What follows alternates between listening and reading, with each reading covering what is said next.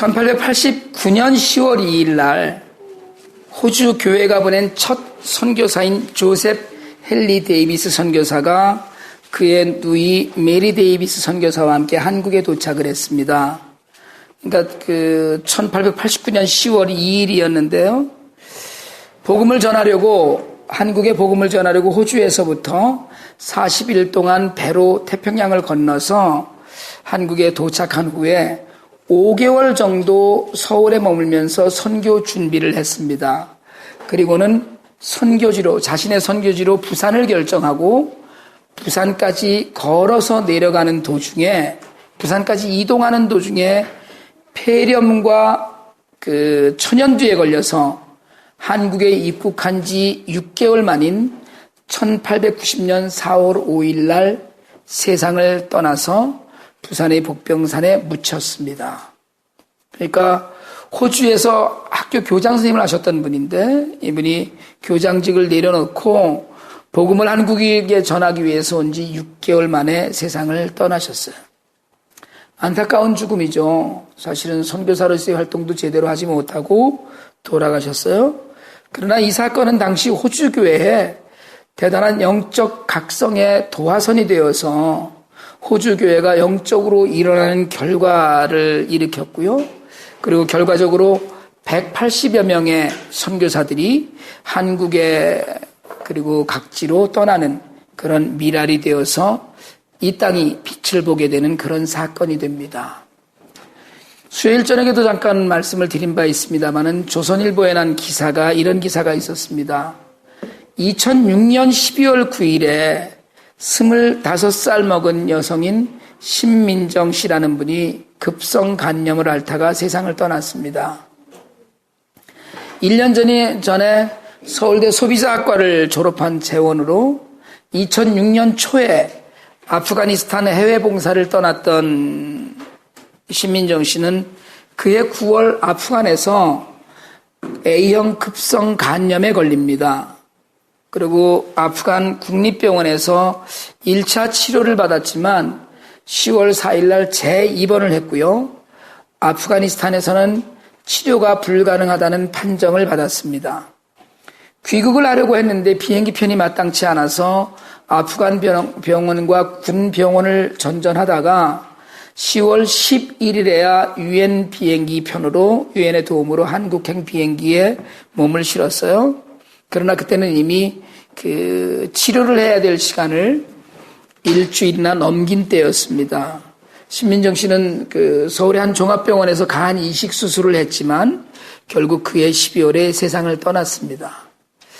근데 세상을 떠나기 전에 부모에게 유언을 남겼어요. 이런 이야기입니다. 난 내가 한 일을 후회하지 않아요. 원망하거나 울지도 말고 누구도 탓하지 마세요. 라고 유언을 남기고 죽었어요. 그렇게 아끼던 딸이 세상을 떠나자 부모님들은 바로 그달부터 굿네이버스에 매달 10만 원씩 정기 후원을 시작했습니다. 부모님들 이야기는 하늘나라에 간 딸 용돈을 주는 마음으로 후원을 하기 시작했답니다. 딸의 뜻을 곱게 이어주기 위해서 2007년 1월 3천만 원의 장학금도 아프가니스탄에 기증했습니다. 여대생들에게 장학금으로 지급되고 있어요. 딸이 투병하는 동안에 많은 사람들의 도움을 받았고 이제 더 큰 나눔으로 돌려주려고 조의금에 돈을 보태서 장학금을 만들어서 아프가니스탄 여대생 13명이 신민정 장학금을 받았답니다. 부모님은 기부를 하다가 보니까 차츰 원망에 찼던 마음이 녹고 그리고 나눔의 기쁨이 찾아왔다고 했어요. 선교사로 입국한 지 6개월 만에 실제로는 아무런 선교사로서의 활동을 제대로 한 적도 없이 조셉 헨리 데이비스 선교사는 죽었습니다. 그러나 그의 죽음은 수많은 영혼의 영적 각성과 수많은 젊은이들을 선교 현지로 헌신하게 하는 등불이 되었습니다. 25 청년의 죽음은 이 땅에 더 많은 나눔의 열매를 맺게 하고 부모님을 깨우치고 부모를 통해서 이웃이 나눔의 은혜를 누리게 했습니다. 여러분, 사실은 사람은요, 소망을 어디에 두고 사는지에 따라서 그 삶의 모습이 달라지고 열매가 다 드러납니다. 여러분, 소망을 이 세상 것에 두고, 물질에 두고, 명예에 두고 살 수도 있습니다. 소망을 천국에 두고 주님 이 땅에 다시 오심을 기다리면서 엄청난 역사가 아니더라도 하나님의 뜻이 이 땅에 이루어지기를 위해서 헌신하며 살 수도 있습니다. 그런데 여러분, 소망을 천국에 두고 사는 사람은 바로 믿음의 사람입니다. 믿음의 사람은 대개의 경우에 담대한 정신, 도전 정신과 용기가 있는 사람인데 심지어 죽음 앞에서도 믿음의 사람은 굴하지 않는 용기가 있습니다. 믿음을 지닌 사람은 믿음을 목표로 할 때 어떤 장애도 극복하는 힘이 있어요. 그래서 때때로 크리스찬은 좀 무모해 보이고 무책임해 보이기도 합니다. 무모하다는 건 말 그대로 앞뒤 살필 겨를도 없고 깊이 생각하지도 않고 그냥 신중하거나 꾀를 부리는 거나 이런 일도 전혀 없이 분별력이나 지혜도 없는 것처럼 보입니다. 그래서 그 안에서 마치 아무 생각이 없는 것처럼 보이는 것이 사실이거든요. 많은 크리스천이 이런 무모하고 무책임하다는 이야기를 들으면서 신앙생활을 합니다. 선교사로 오지에 나가고 죽음을 두려워하지 않고 밀림으로 들어가기도 합니다.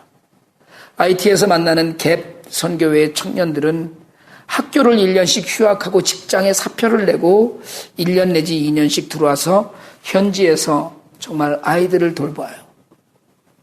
심지어는 아이들을 돌보다가 본인이 병에 걸리기도 하고 그리고 바이러스에 감염되기도 하면서까지도 자신들의 사역을 멈추지 않습니다.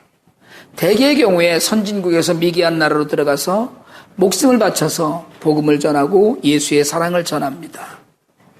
여러분, 한동안 저더러 참 훌륭한 일을 한다고 하는 분들이 있었어요. 지금도 개척교회에서 어떻게 IT를 다니냐고 묻는 분들이 종종 있습니다. 하나님께서 교회를 좀 키워주시고 적당한 규모가 돼서 해야 되는 것 아니냐 이런 분들도 있어요. 엊그제 저를 잘 아는 목사님께서 요즘 어떠냐고 안부 전화를 주셨어요. 교회가 참 은혜롭게 잘 하시는 것 같다고 하시면서 그분이 그렇게 물으시더라고요. 그런데 어떻게 IT를 갔느냐고 물으셔요. 그리고 저희가 2월에 또 간다고 그러니까 2월에 또 간다고 하던데 어떻게 가느냐고 이렇게 물으시더라고요. 그래서 제가 단순하게 대답을 했죠. 비행기를 타고 갔다 왔고 2월에도 비행기를 타고 간다고 그랬어요. 남들이 보기에는 개척해서 곧장 선교지에 나가는 것이 신기하고 그리고 그 교회 성도들도 좀 이상해 보인다 이렇게 생각을 해요. 그런 모양이더라고요. 그래서 비행기 타고 간다면서 제가 한마디 더 했죠. 우리는 그냥 밀고 갑니다. 그랬더니 그 목사님 눈에는 제가 굉장히 무모해 보였던 것 같아요. 그런데 결론은 부럽네요. 그러고선 끝을 내셨어요. 믿음은 여러분 무모해 보이고 무책임해 보이는 것입니다. 그런데 믿음은 무모한 듯 보이고 무책임한 것처럼 보일 뿐이지 실제로 무모하지도 않고 무책임한 것도 아닙니다. 물론 세상에는 헛된 믿음도 있습니다.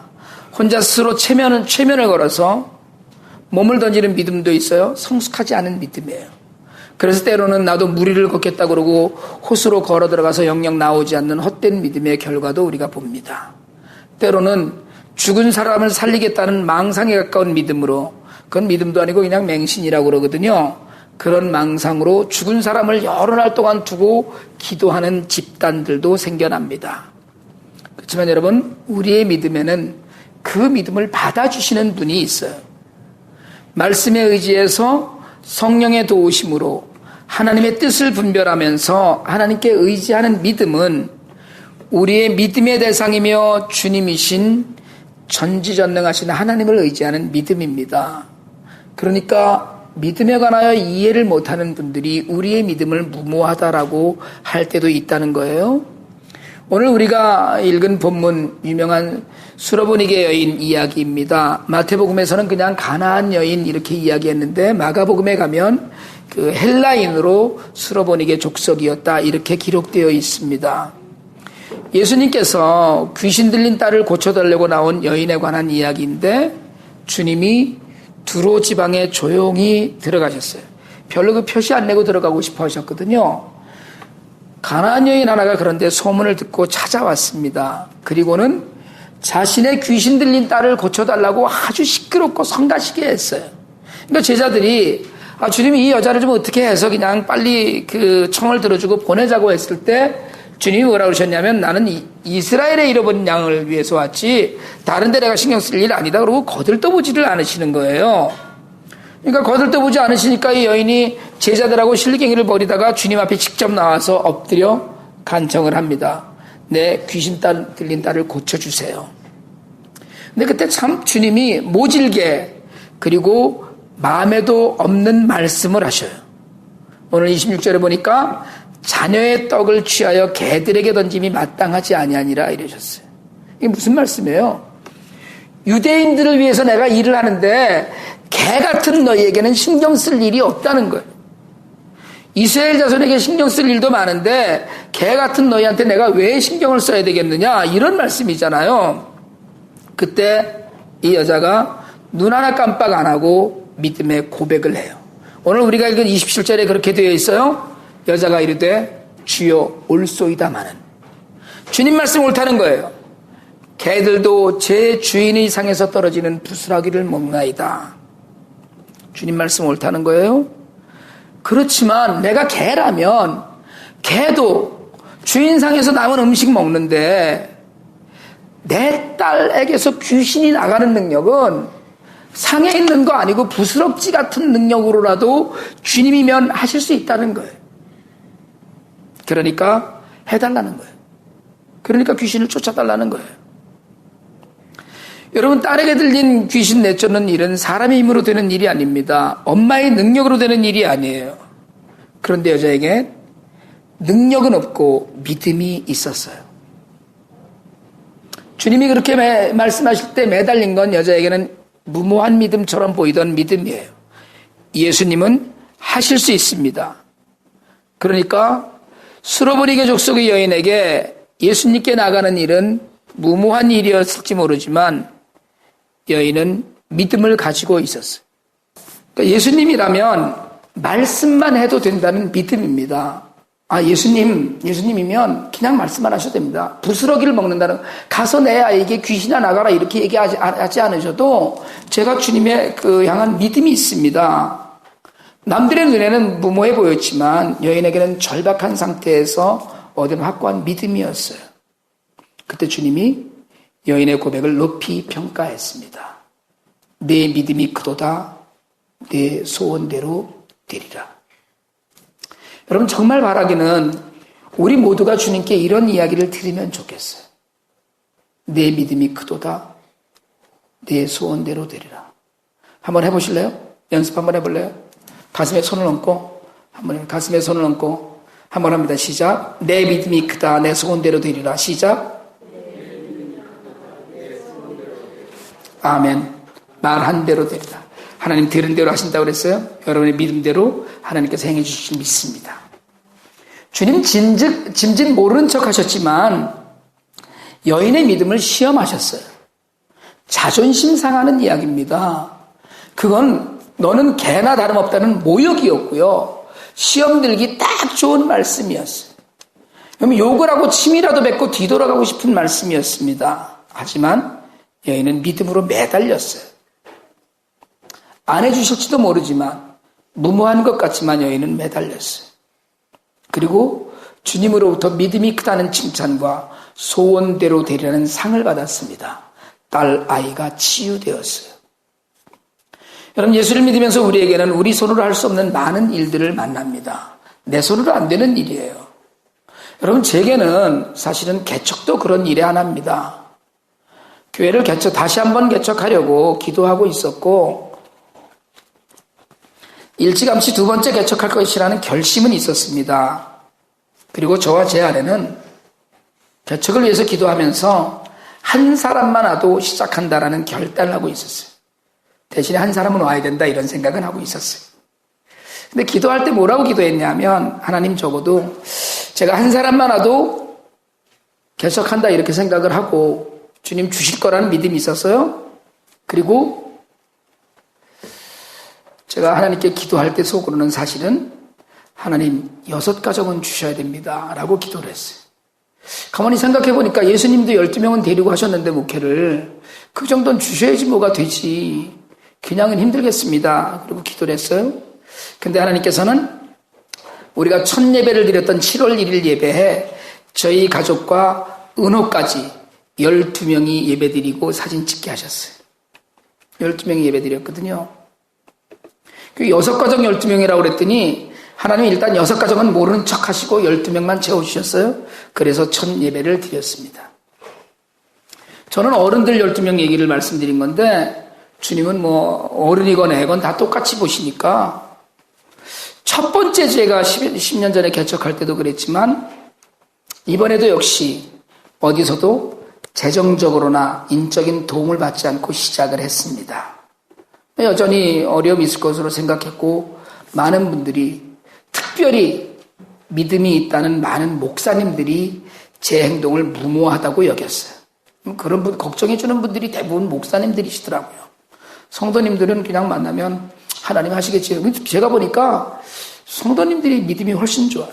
다 괜찮다, 뭐 다 잘 하시겠지, 뭐 이러는데 자기는 안 올 거니까 하나님 하시겠지 이러는데 목사님들은 걱정을 하시더라고요. 아, 왜 그런 짓을 해갖고 고생을 하느냐고. 제가 그랬거든요. 하나님이 고생하시지 난 고생 안 한다. 하나님이 12명으로 시작하게 하시고 그리고 이제 예배를 계속 드리게 하셨어요. 여러분 그게 무슨 큰 일이냐 하실지 모르지만 섬기던 교회를 맨손으로 떠나서 다시 시작하는 데 따른 두려움이 있었겠죠. 그렇지만 하나님께서 하실 일에 대한 기대도 있었습니다. 뭐 하시겠지. 그러다 보니까 여러분 예배 우리가 2번 드리고 미랄 선교단 캠프 후원했고요. 예배 5번 드리고 주일날 아예 교회 문을 닫고 제가 IT를 다녀왔습니다. 필리핀 구호 헌금 보냈고요. 추수감사절에 미랄 패밀리 터치 고에드 등의 구제 헌금으로 절기 헌금 전액을 보내기도 했습니다. 여러분 어디 도움 전혀 받은 거 없고요. 다른 일 없었어요. 무모해 보이지 않나요? 그런데 하나님께서는 그럴 힘을 제게 주셨어요. 제가 사실은 친형님처럼 여기고 제 삶의 멘토로 여기는 장로님께서 예배를 드리고 교회 장소 이야기를 하니까 그냥 교회 1년치 렌트비를 후원하시기로 했고요. 또 뭐 우리 교회를 섬기지는 않지만 기도로 격려하는 분들 많이 계시고 뭐 심지어는 부산에서도 개척 감사헌금을 보내주시기도 했어요. 오늘 이 자리에 앉아 계신 여러분들이 저하고 수년 전부터 교회 개척을 위해서 이야기하고 계획했던 분이에요? 전혀 아닙니다. 제가 2번째 개척을 마음에 품고 기도할 때 그 개척에 동참하겠다고 입으로 이야기했던 분들이 한 분도 없었어요. 그런데 가다 보니까 여기까지 왔어요.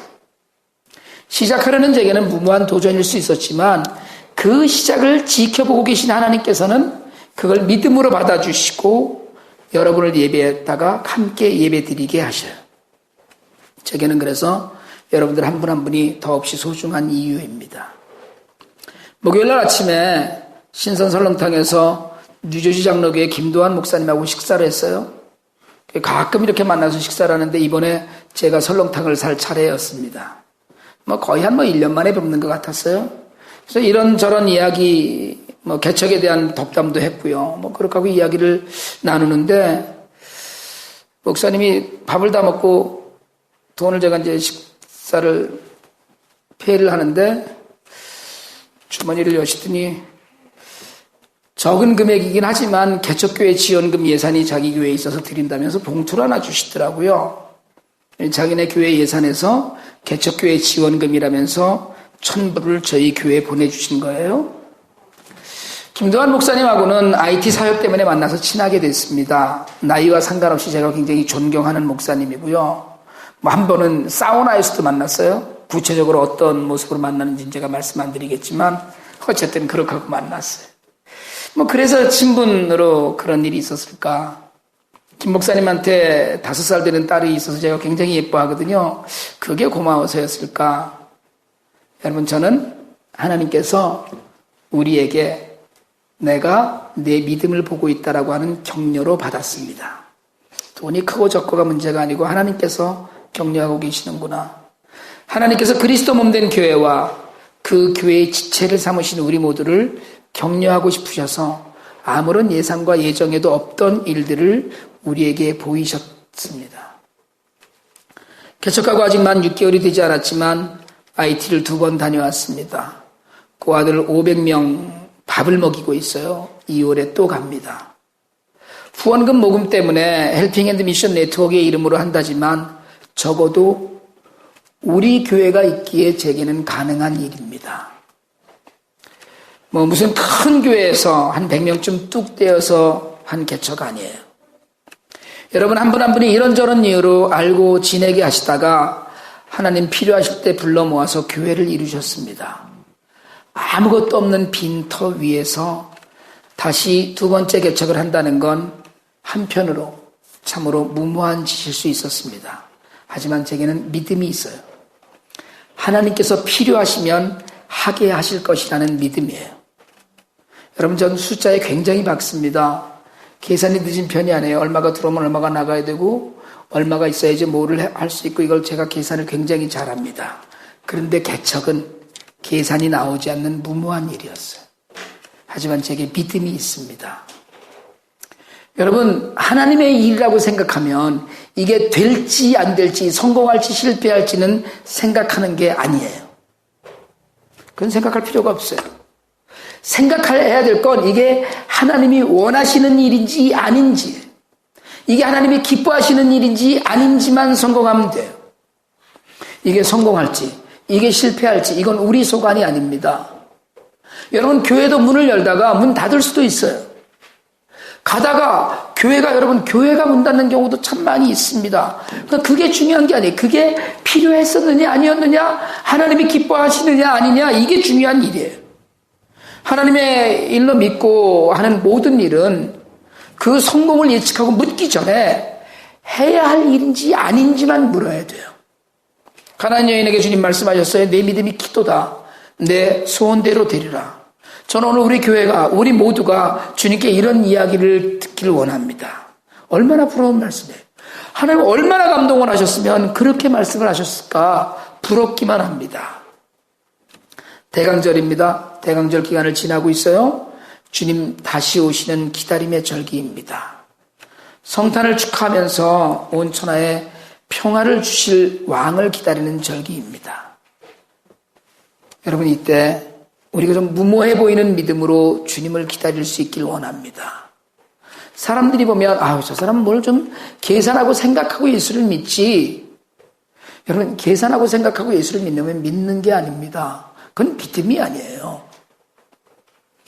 주님 함께 하시면, 주님 뜻 안에서라면, 주님이 기뻐하시는 일이라면 믿음이 반드시 이기게 되어 있습니다.